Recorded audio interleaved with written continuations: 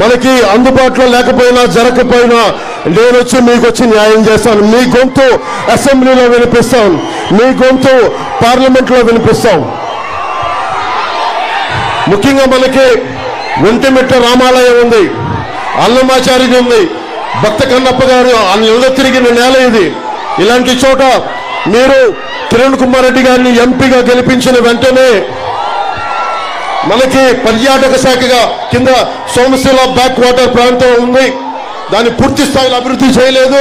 దానిని నందలూరు సౌమ్యనాథ ఆలయం, సిద్ధమఠం కోట, ఆ ప్రాంతంలోని బౌద్ధారామాలు, ఒంటిమిట్ట క్షేత్రం, ఇలా ఈ ప్రాంతాన్ని టెంపుల్ టూరిజంగా డెవలప్ చేయొచ్చు. నరేంద్ర మోదీ గారి ఆధ్వర్యంలో ప్రసాద్ స్కీమ్ అనేది ఉంది. అది pilgrimage రిజర్వనేషన్ and spiritual augmentation drive. అది 100% కేంద్రం నిధులు కూర్చి ఇస్తుంది.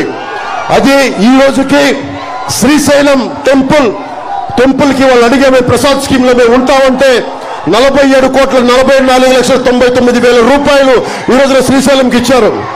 మనకి కిరణ్ కుమార్ రెడ్డి గారిని గెలిపించగానే మొట్టమొదటిగా మనం చేసేది ఆ ప్రసాద్ స్కీమ్ ని మన ఒంటిమిట్ట క్షేత్రానికి అప్లై చేసి చక్కటి టూరిజం డెవలప్మెంట్ సెంటర్ గా చేసుకుంటే మీ అందరికీ బోలెడన్ని ఉపాధి అవకాశాలు వస్తాయి.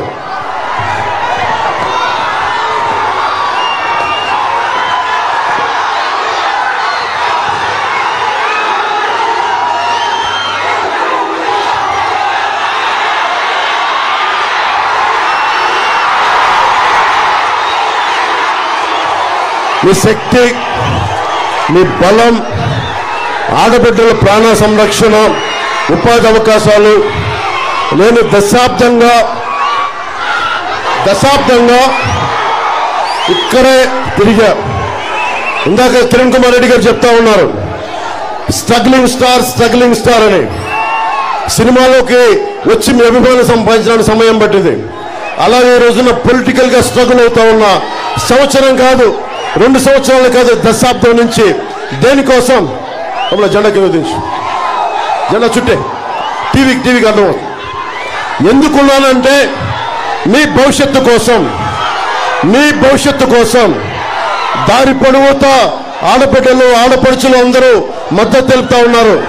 వారందరికీ నా కృతజ్ఞతలు, వారందరికీ నా ధన్యవాదాలు. నేను చెప్తున్నా, నిన్న విజయనగరం పోయాం. కోస్తా అంతా మొత్తం సమూలంగా వైసీపీని తుడిచిపెట్టేస్తున్నాం. కూటమి ప్రభుత్వం వస్తుంది, ఒక్క సీటు రాదు అక్కడ. మన రాయలసీమలో కూడా వైసీపీని నేలకి అంటించేయాలి, నేలకి తుడిచిపెట్టేయాలి అండి. ఇది మీకు ధైర్యం కావాలి. దీనికి నేను మీకు ధైర్యం ఇస్తున్నా. మీ ప్రాణానికి నా ప్రాణం అడ్డు. మీరు బయటకు వచ్చి బలంగా ఓటేయండి, భయపడకుండా ఓటేయండి. నేను నా ప్రాణాలకి, మీ ప్రాణాలకి నా ప్రాణం అడ్డేస్తాను. బయటికి రండి, ఈ దౌర్జన్యాన్ని అరికట్టండి. జగన్మోహన్ రెడ్డిని పాతాళానికి కింద తొక్కి పడేయండి.